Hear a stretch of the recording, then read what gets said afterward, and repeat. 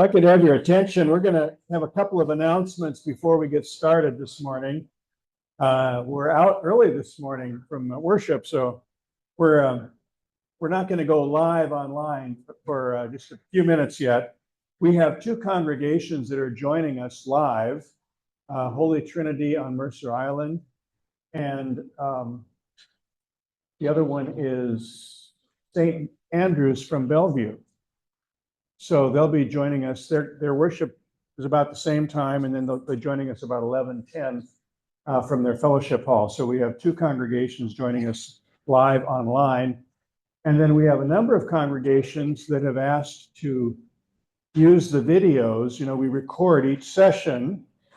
So you can go on to our website. You'll also, those of you that have registered for the course, you'll also get a link from Marco, so you can go and review the course session. Each session will be recorded, and if you missed a session or you just want to go back and look at it again, you'll have that opportunity on our YouTube channel. So some congregations are actually going to be using the recordings from each session for their adult forum, because their worship time maybe is a different schedule.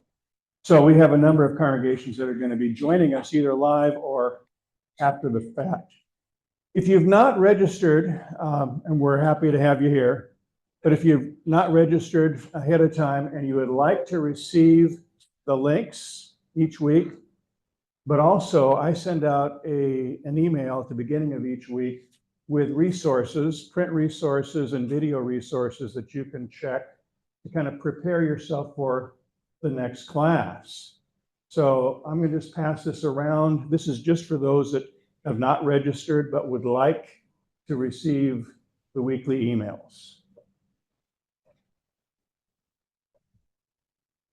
Also, I mentioned that I have sent out already earlier this last week a number of resources, and I have two of them printed. And I don't have copies for everyone, but I thought some people like to have a copy, or maybe you didn't get the email and want to have a copy. Beth has copies of the bibliography in yellow.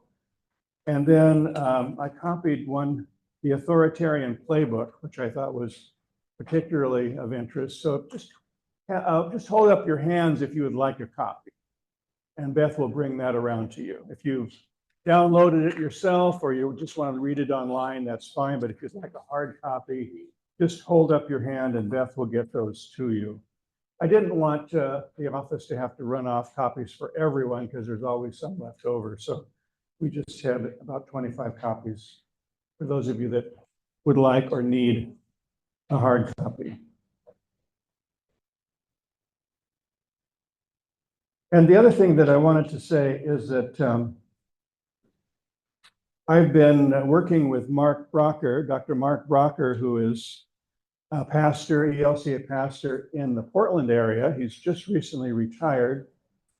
He taught at our seminary in Berkeley, Pacific Lutheran Theological Seminary. He is a Bonhoeffer scholar. He translated many of the works of Bonhoeffer from German to English for Augsburg Fortress when they were publishing his different volumes of the Bonhoeffer works. And he is also currently president of the Bonhoeffer Society in Oregon. I'm part of that group, and we meet online once a month for a webinar. He's currently writing a book on Bonhoeffer's life and ethics. And anyway, you'll enjoy him. He's a brilliant lecturer and scholar, and he and I have been putting this course together. He'll be with us on the third session, and he'll be live from Portland via Zoom. And so we'll be looking forward to his lecture. But he's been very helpful in helping to put this course together, and I'm looking forward to his lecture in a couple of weeks. On the table before you, there's a few books. I've just kind of smattered them around. These are some books that I've been using to prepare for this course. Several of them I've had from the course that I did on Christian nationalism that also apply to what we're talking about in this course. And then there are some new books that I've picked up specifically related to authoritarianism and what's happening currently, not just in this country, but around the world. And so those are just some samples. If you want to just take a look at them and see, you might be interested in checking them out. They're all listed on the bibliography. Also, on the bibliography, those of you that looked at it much online or have a hard copy, you'll notice that there are several that are highlighted in bold. And those are, I figured, these are a lot of books to look at, but if you wanted to here are the highlighted ones would be the ones I'd recommend you check out. If you're wanting to look at some of the key books that I think are especially helpful to this topic and to our course together. So I highlighted a few of those for you.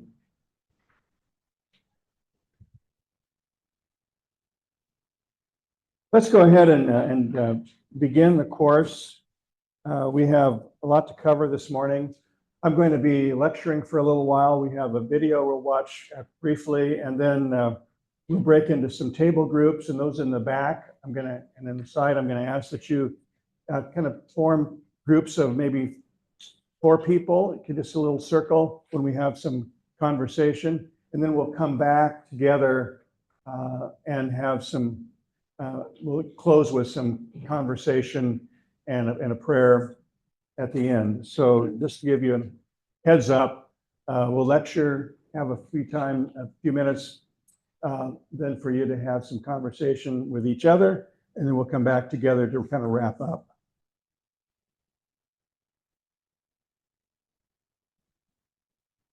And I'm sure that our friends at St. Andrews and at Holy Trinity at Mercer Island will be joining us, if not now, shortly. And I want to welcome them. Welcome also any other people that are joining us online this morning. We have a number of friends and pastors and members who are going to be joining us online as well, and I welcome them. And those who might be joining us via the recording, we want to welcome you too. This is Our Savior's Lutheran Church in Everett, Washington, and the title of the course is Speaking Truth to Power, What Would Bonhoeffer Do? And this is session 1, the Autocrats Playbook, Implications for Today's Church. I want to start with a disclaimer. This is not about Republicans or Democrats. This is about the threat that the current administration and Christian nationalists pose to the church and the future of our democracy. It's not about assigning blame, but rather about what history can teach us as to how we might respond and what our current calling is as faithful disciples in perilous times such as these. Reverend Benjamin Creamer says the religion dominating the realm of political power right now isn't Christianity, it's authoritarianism. This religion of authoritarianism worships an unholy trinity of fear, revenge, and greed. This religion of authoritarianism has simply hijacked Christianity to use as a costume to masquerade around in, attempting to convince us it has been sent by God. That's by way of introduction. Our course outline is to give you a roadmap of where we're going in these days ahead. Today's session, obviously, the Autocrats Playbook. Session 2, Lessons from Germany. What does it mean to follow Jesus when your faith and values are under siege. We'll be learning the lessons from Bonhoeffer and the Confessing Church in Germany during World War II under Nazism. We'll also be learning from the church under communism in East Germany and how the faithful, particularly Lutherans, evangelicals in Germany, helped bring about the fall of the wall and the reunification of Germany. Those will be some things we'll be looking at next week. And then I mentioned Dr. Mark Brocker will be joining us on session 3. And the title of his lecture is Bonhoeffer, When Faith Compels Us to Resist. Among the teachings in Bonhoeffer's ethics is that the church needs to hold the state accountable for just rule. And Mark will be talking about that. Yeah. Session 4, as we come together at the end of that, those 3 sessions, the 4th session is about the practical things that we can do as both individuals and as a church. A call to love and justice, what it means to be agents of healing and hope in these challenging times. So that's the outline for our time together. So is this a Bonhoeffer moment in America? What can Bonhoeffer, German pastor and martyr, teach us about God's call to be courageous disciples during difficult times? And you see one of his sayings, your yes to God requires your no to all injustice, to all evil, to all lies, to all oppression and violation of the weak and the poor. Dietrich Bonhoeffer was one of the leading Protestant theologians in the resistance movement against National Socialism in Germany, recognizing early on the threats posed by Nazism. He analyzed these developments in a radio broadcast only 2 days after Hitler was appointed chancellor, warning his listeners about Hitler's seductive power. He was involved in the founding of the Confessing Church and spent the last 2 years of his life in prison before being executed by hanging at the Flossenburg concentration camp. And he was executed just days before the Americans liberated that camp. One wonders if Bonhoeffer had survived, if his impact would not have even been greater. Bonhoeffer's life and writings about the cost of discipleship provide us with a clue about what it means to stand up for one's beliefs and values in dire circumstances. And we'll explore this in more detail in these next 2 sessions. Beth and I attended a luncheon recently with Congresswoman, I can never remember how to pronounce her name, Jayapal, thank you. She made a comment that we now have an authoritarian in the White House defying the Constitution and attempting to destroy our democracy. But she's not alone in making these claims. In addition to politicians, there are constitutional scholars, as well as civic and religious leaders sounding the alarm. Oops.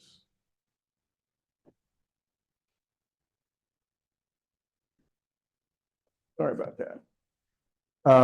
This is a book that I found really helpful. Before we take a look at the Autocrats playbook, it would be helpful to understand the difference between democratic ideals and authoritarianism. In her book, Autocracy Incorporated, Dictators Who Want to Run the World, Anne Applebaum suggests that the ideals of American democracy include the notion that the law is a neutral force not subject to whims of politics, that courts and judges should be independent, that political opposition is legitimate, that the rights to free speech and assembly can be guaranteed, and that there can be independent journalists, writers, and thinkers who are capable of being critical of the ruling party or leader, while at the same time remaining loyal to the state. She goes on to say, autocrats hate these principles because they threaten their power. If judges and juries are independent, they can hold rulers to account. If there is genuinely free press, journalists can expose high-level theft and corruption. If political system empowers citizens to influence the government, then citizens can eventually change the regime. Authoritarians are opposed to the very nature of the democratic system that includes accountability, transparency, and freedom of expression, and they seek to shut it down. They seek to rule without opposition or dissension. They want to be the supreme authority. In late February, President Trump tweeted a quote often attributed to Napoleon: "He who saves his country does not violate any law." He who saves his country does not violate any law. And then Trump went on to post on his social media about the proposed plan for eliminating congestion in Manhattan. And the quote is, "Congestion pricing is dead in Manhattan. All of New York is now saved. Long live the king." The post was accompanied by the White House's social media account displaying this image of Trump adorned with a royal crown. This was on the White House social media page. Trump talked about wanting to be a dictator from day one and has said that Article 2 of the Constitution means he can do whatever he wants as president. Scholar Ruth Ben-Ghiat offers further insights. She's written a book, Strong Men from Mussolini to the Present. In it, she suggests that ours is the age of the strong man who wishes to damage or destroy democracy. She defines authoritarianism as a political system in which the executive power is asserted at the expense of the legislative and judicial branches of government. She considers that the most pressing matter of our time is how to combat this authoritarian ascendance, not just in America, but around the globe. Ruth explores the common characteristics and strategies used by autocrats. And I'm going to summarize her book for you in just a couple of paragraphs. She writes that authoritarianism concentrates enormous power in one individual whose own political and financial interests prevail over the national ones in shaping domestic and foreign policy. Loyalty to him and to his allies, rather than to expertise, is the primary qualification for serving in the state bureaucracy. Such leaders have found favor at moments of uncertainty and transition. Often coming from outside the political system, they create new movements, forge new alliances, and communicate with their followers in original ways. Authoritarians hold appeal when society is polarized or divided into two opposing ideological camps, which is why they do all they can to exacerbate strife. From the start, they stand out from all kinds of politicians by appealing to negative experiences and emotions. They often don the cloak of national victimhood and proclaim themselves to be the nation's savior. Picking up on powerful resentments, hopes, and fears, they present themselves as a vehicle for obtaining what is most wanted. They use the rhetoric of crisis and emergency, pointing to the enemy within, knowing who to blame for the nation's troubles, and that they are the one you must trust to solve them. As one gains a following, the aspiring leader tests out tools like propaganda and corruption that will help them rule. The decay of truth and the democratic disillusion proceeds hand in hand, starting with the insurgents' assertion that the establishment media delivers false and biased information and that he alone speaks the truth. Once his supporters bond to his person, they stop caring about his falsehood. They believe him because they believe in him. The strong man does not suffer fools and will go after his opponents with a vengeance. His drive is to control and exploit everyone and everything for personal gain. Autocrats are unable to distinguish between their individual agenda and the needs from the nation. Their private obsession sets the tone for public discourse, skews institutional priorities, and forces large-scale resource reallocations. And if the leader's hold on his people starts to disintegrate, the state often increases its use of censorship and repression. Civil rights lawyer Cheryl Efel writes, "The last month has been marked by repeated challenges to our constitutional order and our rule of law. Elon Musk's reign of terror against federal workers, Trump's betrayal of Ukraine, and the confirmation of Kash Patel to lead the FBI. Patel brings an actual enemies list that he considers state villains, which makes us wonder if he will turn the FBI into an instrument of retribution. These are all devastating indications of how far down the road to autocracy our nation has already traveled and predicts what our nation may face in the weeks and the months ahead." And then there is Joe Kent, you might recognize as a congressional candidate south of us in the Vancouver area, who made a name for himself via using a common authoritarian strategy, and that is smearing political activists as enemies of the state. Many believe Kent's nomination to lead the National Counterterrorism Center is a threat to public safety and our civil liberties. Kent has a long and well-documented history of affiliating with bigoted and anti-democracy actors, including the Proud Boys. He has embraced conspiracy theories and suggested that law enforcement and federal agencies treat political activists as terrorists, not the hate groups, not the anti-democracy vigilantes, but political activists are the terrorists. And so many hate groups and anti-democracy vigilantes will read Kent's appointment to lead the nation's counterterrorism apparatus not only as a validation of their dangerous goals and tactics, but it'll also mean that they have a known ally at the highest level of national security. Weaponizing the government and law enforcement against political opposition and civil protest is a key strategy of authoritarian actors. Foreshadowing the current administration, Hannah Arendt wrote in 1951 in her book Origins of Totalitarianism about how the authoritarian seeks to rule without opposition.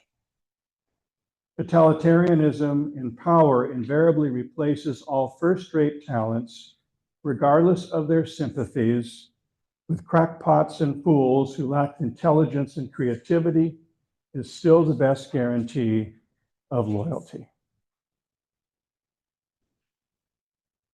Finally, the wealthy elites are the autocrats' most important promoters and collaborators.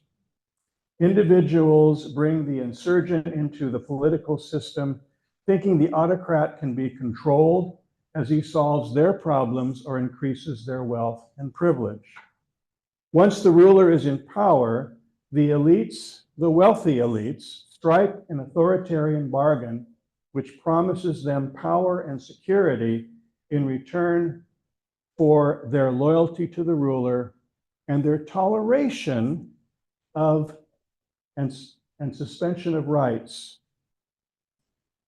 The Atlantic magazine reports that a quarter century ago, Vladimir Putin gathered 21 of Russia's top oligarchs in the Kremlin to let them know that he, not they, held power in Russia.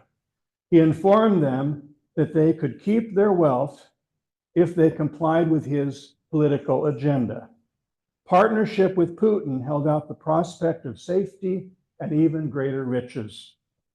Most of the oligarchs submitted, but those who didn't went into prison or into exile. An eerily reminiscent scene played out at Mar-a-Lago, Donald Trump's Winter Palace, when Stephen Miller, one of Trump's loyal enforcers, met with Meta CEO Mark Zuckerberg. Mr. Miller told Mr. Zuckerberg that he had an opportunity to help reform America, but it would be on President-elect Donald Trump's terms, and indicated that if Zuckerberg did anything illegal or tried to thwart Trump's efforts, then Trump would spend the rest of his life in prison. Zuckerberg indicated, Zuckerberg, what did I say? That was a Freudian slip. Zuckerberg indicated that he would not in any way obstruct Trump's agenda.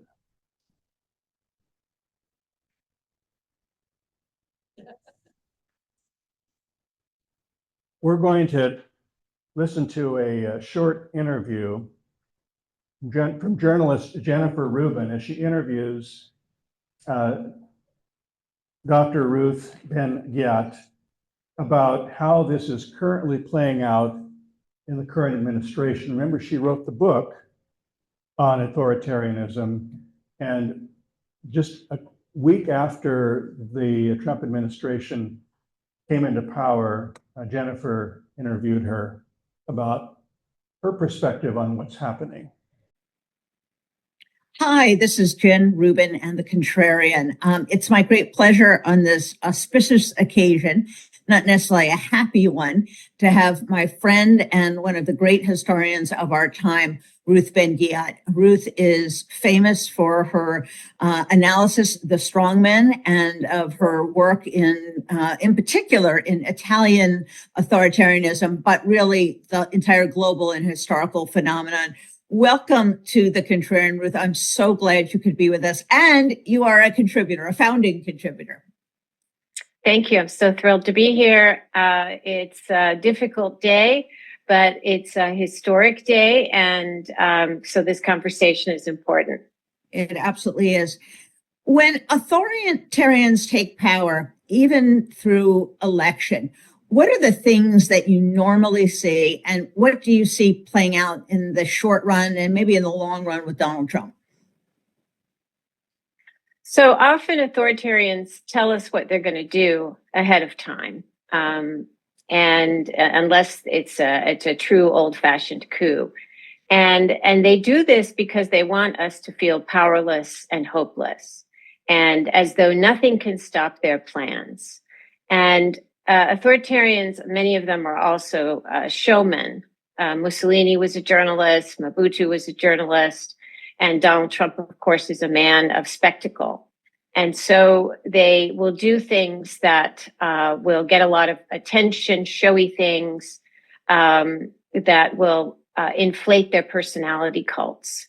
And if we look throughout history at these kind of shock events, which again can happen through a coup or they can happen through an election, you see three things that recur in the history of right-wing authoritarians in particular, but many of them are across political spectrum. You see purges, you see privatizations, and you see pardons. And so when Mussolini took power, he declared he had been almost like Trump's first term. He had been, a prime minister in a democracy, and then he declared dictatorship. And many of the laws he passed resemble those of Project 2025. So he purged non-political civil servants, anybody who wasn't going to be a loyalist. And again, he had rehearsed this harassment during his time before he was a dictator. He pardoned all, quote, political criminals. And these were the thugs, the black shirts who helped him get to power. They were violent and corrupt individuals. And he had a mass pardon for them. And many of those people made careers in the bureaucracy of the party or the state, and they even became ministers. And then he had already done privatizations for the telecommunications and the insurance industry. And the point of that is to buy off the big capital and get their allegiance to him. And so we see these things repeating in the plans of Donald Trump right now. Absolutely. It's almost eerie. Nothing new under the sun, I guess. It's interesting when you talk about the release of potentially violent people or people who are even convicted in a violent incident or a violent act. Part of what authoritarians do is they utilize violence, not necessarily state-controlled violence, but violence of their followers out there to harass their enemies. Talk to us a little bit about this and the role of these militia groups or individuals who now are completely beholden to Donald Trump because of whatever benefits he's given and because he celebrated them as heroes. They're patriotic champions as far as he's concerned. Yeah, so the principle behind this is authoritarianism is always involves some degree of conversion of the rule of law into rule by the lawless. That can include physical violence, it can include intimidation or corruption, anything that degrades rule of law and the integrity and dignity of the individual. And we can look back now at all of the really intensive efforts by Trump and company to dehumanize their targets, culminating in that hate fest at Madison Square Garden, the last big rally. So this kind of what is most worrying is there's some kind of fusion between official security forces of a state and paramilitaries or other armed groups. And this across the political spectrum. So in Venezuela, for example, Maduro, who of course lost the election, but is staying there anyway, another self-coup, he has used they're called colectivos, these armed gangs. And they work in conjunction, although always unofficially, with the military, with paramilitaries.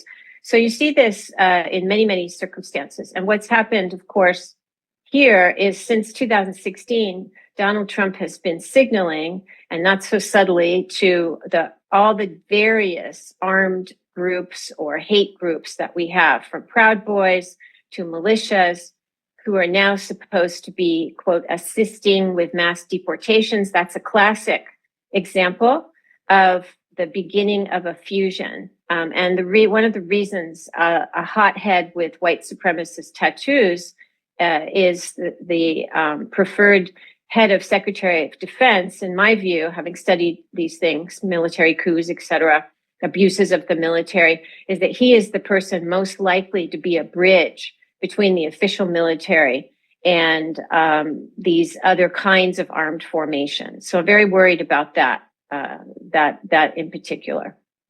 That is a stunning insight that I don't think anyone has raised. It's not coincidental that this guy who literally is tattooed with these white Christian nationalist symbols is now going to be, presumably, if the Senate confirms. I want to talk a little bit about corruption.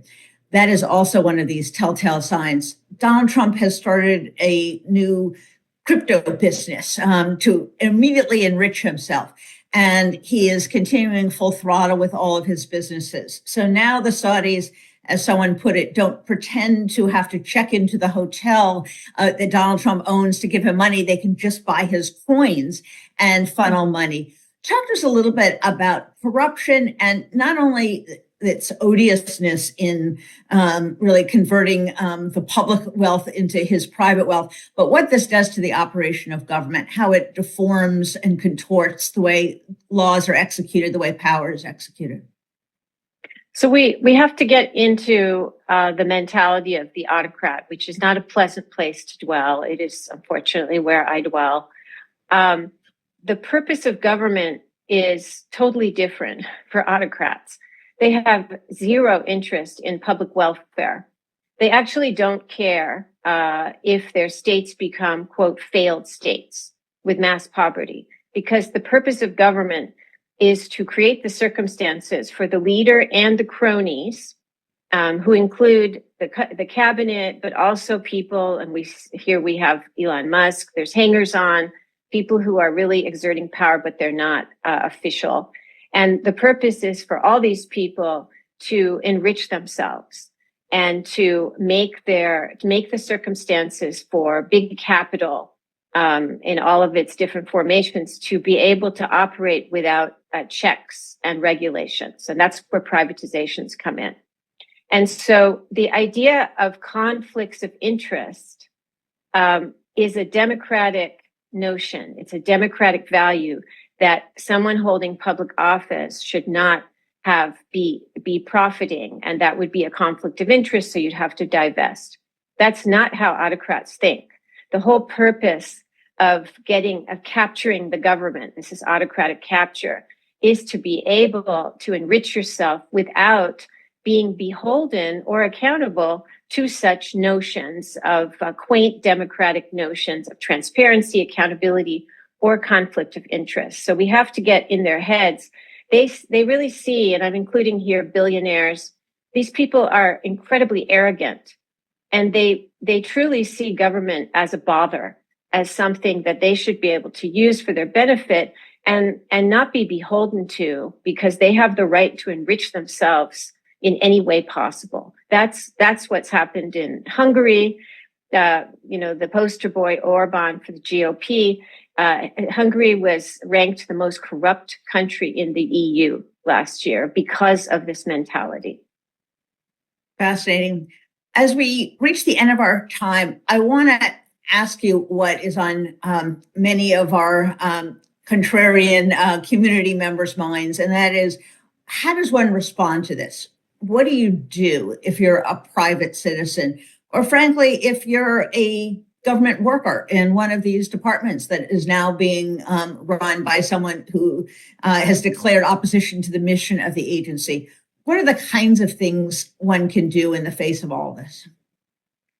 So for civil servants, there's a tradition also in history of and contemporary of trying to obstruct from within, of kind of refusing to pass on paperwork, of slowing down. These are also techniques of resistance that have been used by workers in factories: slowdowns, sabotages, obstructionism. Those are things that people can do, but it becomes difficult in a situation of creeping autocracy where there are purges of those people. And that's what Project 2025, which has been like a shadow government, has been working to have these vetted, they call them an army. So it's not clear how long anybody would last who is indeed not with the program. Now, for ordinary citizens, I really feel, because I know so well the devastation that comes from internalizing the authoritarian injunction that you are powerless. It's basically, I am all, I am everything, and you are nothing. That's the Trump and fellow autocrat ethos that we can see day one. We're using their language way too much. But this is day one. And for Trump, it's day one. I am a dictator, drill, baby, drill. But it's also day one of our fight to save our democracy, because as of noon, we are the political opposition. And as in Hungary, as in Venezuela, as in all countries at various stages of losing their democracy. So we are the opposition. And so we are placed in an official position of fighting to save our democracy. That's our day one. So I'm preferring to think of it that way. And having that mentality is like a precondition for all the other actions that we can take. Autocracy and authoritarianism in any form goes against the norms and values of people of faith. I recently read a book about the Amish people. They live out their faith by following a simple acronym that spells joy, which means Jesus, others, and you. Jesus comes first, then others, and then finally yourself. While the autocrat is out to serve himself, Jesus calls us to love and to serve the neighbor. The autocrat does not have any use for the poor or the marginalized. Elon Musk recently called them parasites. But in the Sermon on the Mount, Jesus calls the poor blessed and beloved by God. We've seen federal aid budgeted by Congress withdrawn from resettlement agencies so that organizations like Global Refuge drastically has cut staff and scrambling for funds, meaning that newly arrived refugees who are here legally may not get the services they need, and many may go homeless. In addition, the deportation of not just illegal immigrants, but even those who are here legally, but have committed minor crimes such as shoplifting or a DWI, are being hauled away in chains to detention centers like Guantanamo Bay and then deported. US aid spends $4 billion a year for humanitarian support across the globe. That has been shut down. Ed Coons just gave me a statement from the Presbyterian USA's Office of Public Witness that is opposing the shutdown of US aid. One of the statements says it is deeply concerned about the profound humanitarian consequences that may result from recent decisions by the United States administration severely limiting the ability of organizations around the world to support and provide life-saving assistance to vulnerable individuals and families. And it goes on.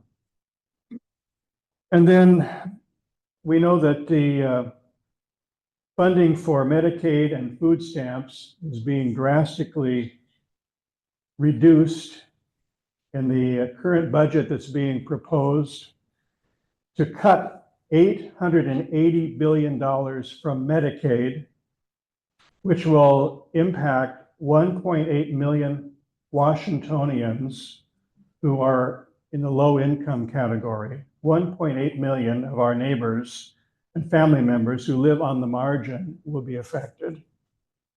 Federal dollars promised to charitable organizations such as Lutheran Community Services that provides counseling, housing, and other necessary services is being withdrawn, with accusations that the Lutherans and other progressive denominations are laundering money and committing fraud. Our own presiding bishop, Elizabeth Eaton, and many synod bishops have refuted this claim, asserting that every dollar goes to help someone in need.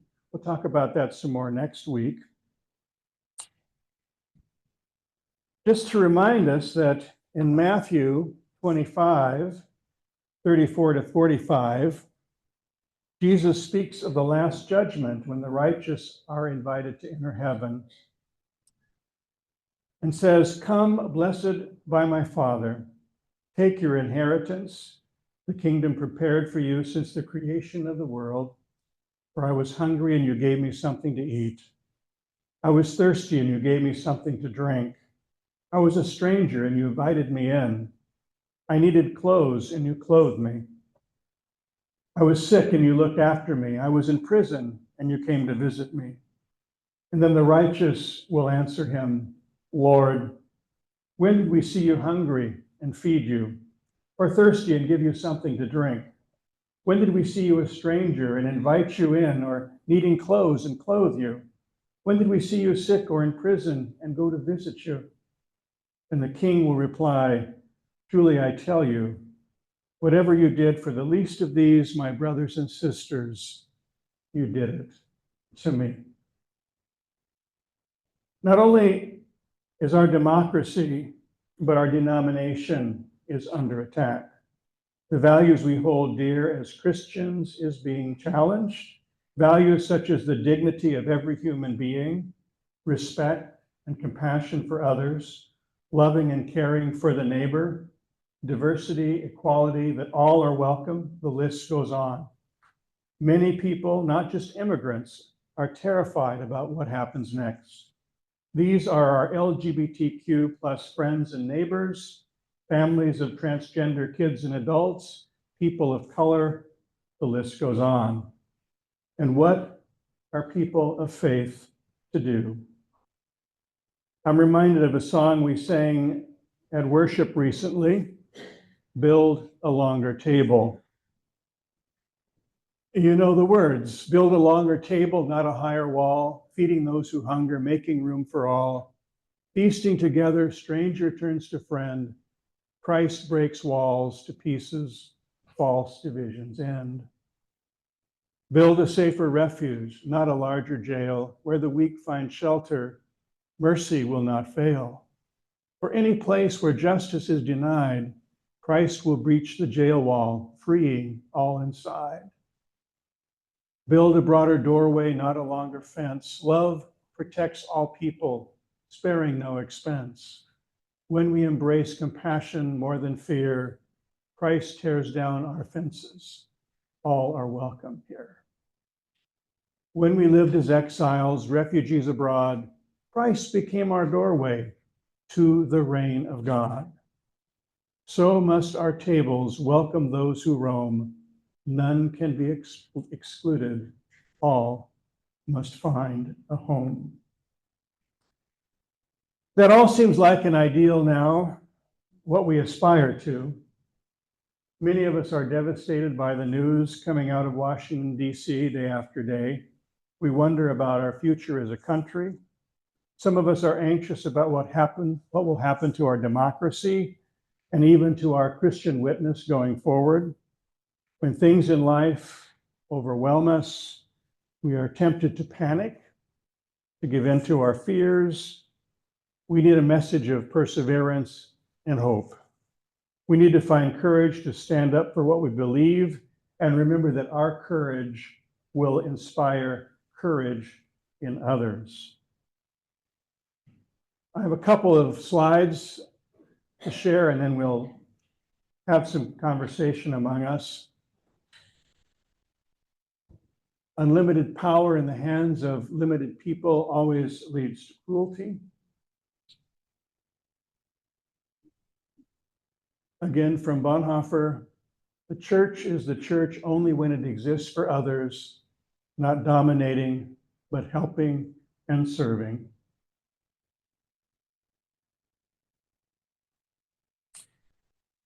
In these next sessions, we'll seek out answers from our history and the present about how people of faith can and do respond, and how we can be agents of healing and hope in times such as this. I'd like you to now spend the next 10 minutes in your groups. And again, those who are on the peripheral, if you would just form groups of 4. So these are 2 questions I'd like you to talk about among yourselves, and then we'll come back together. What causes you concern and what gives you hope?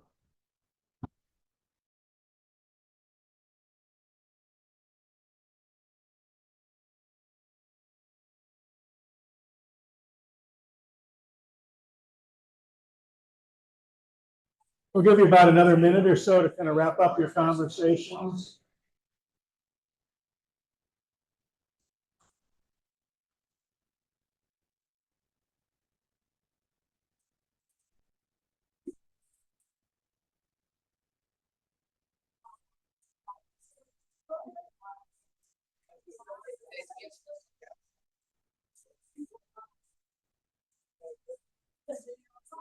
Let me click on it.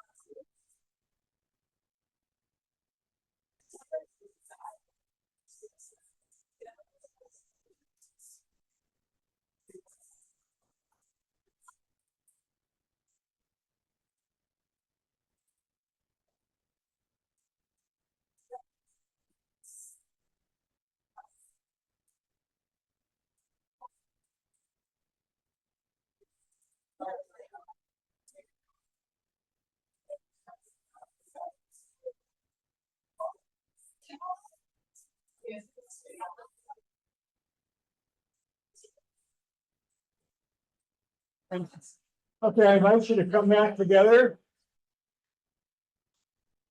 Sorry to break up these good conversations. I promise we'll give you more time next week and more time for me to interact with you as well. My lecture next week will be shorter. Appreciate your being here today, and if you want to talk to me individually, you can do so afterwards. But I want to honor our time together, and we have closing prayer I'd like to have us share. And this is actually from Bread for the Day, and it's a prayer in time of conflict or crisis, which seemed to be really appropriate. And I invite you to read this prayer with me. O God, where hearts are fearful, grant courage and hope. Where anxiety is infectious and wondering, grant peace and reassurance. Where impossibilities close every door and window, grant imagination and resistance.